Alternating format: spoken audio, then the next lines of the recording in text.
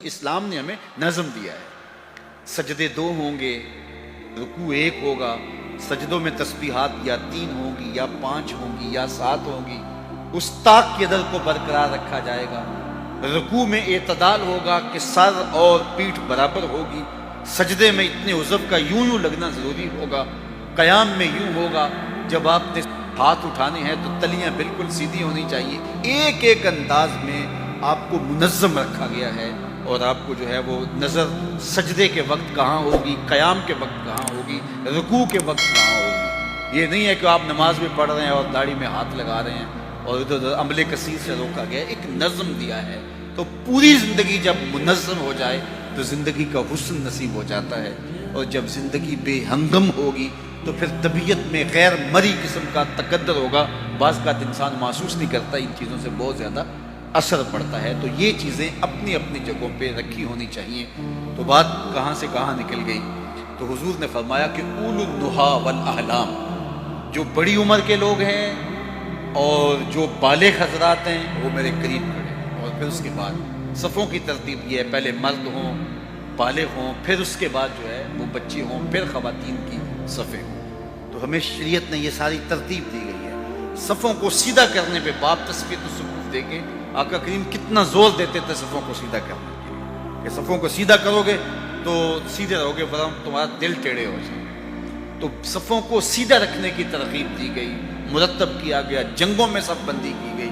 اور ان ساری چیزوں کا بہت زیادہ اثر مرتب ہوتا ہے۔ اس طرح اپنے لباس میں، اپنی وضاقتہ میں، ان ساری چیزوں میں صفائی ستھرائی، نظم۔ اللہ کے محبوب علیہ الصلوۃ والسلام کے پاس ایک شخص آیا تو اس کے کپڑے میلے تھے، تو فرمایا تیرے پاس کوئی چیز نہیں ہے جس سے ان کو صاف کر دے؟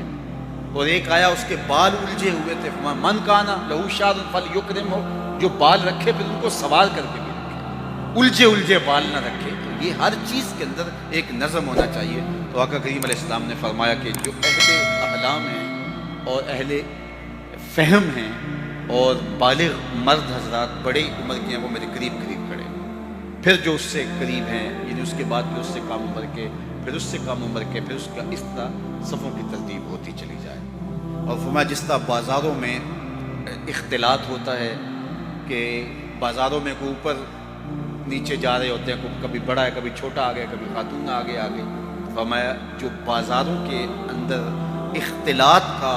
انداز ہوتا ہے وہ یہاں میرے ساتھ نہیں ہونا چاہیے۔ اور دوسرا یہ ہے کہ وہاں جس طرح لوگ بیہودہ بولتے ہیں بازاروں میں، کوئی آواز لگا رہا ہے، کوئی اوئے کہہ رہا ہے، کوئی کچھ کہہ رہا ہے، کہا نہیں ایسا نہیں، تمہارے لہجوں میں بھی ترتیب ہو، تمہارے انداز میں بھی حسن، تم کھڑے ہو تو اچھے لگو، تم بیٹھے تو اچھے لگو، رکوع کرتے ہوئے کہا ایک ساتھ جاؤ، اس طرح جو امام سے پہلے سر اٹھائے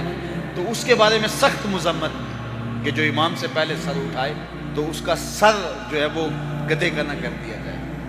تو اس طرح ترتیب دی تاکہ ایک دم جائیں رکوع میں، ایک دم کھڑے ہوں، ایک دم سجدے میں جائیں، ایک دم سجدے سے اٹھیں، ترتب قائم رہے، حسن قائم رہے، اولو النہا بڑی عمر کے آگے ہوں، پھر چھوٹے پھر چھوٹے پھر چھوٹے پھر خواتین، تو بے ہنگم قسم کا اجتماع نہ ہو، خوبصورت اور منظم اجتماع ہو۔ یہ شریعت کا مقصود ہے، یہ نظم رہے، خوبصورتی رہے، یہ شریعت کا نظم ہے۔ اور جب یہ کچھ سال ایسا ہوتا ہے تو پھر خود بخود ترتیب بنتی چلی جاتی ہے، اور اگر یہ اس پر توجہ نہ دی جائے تو پھر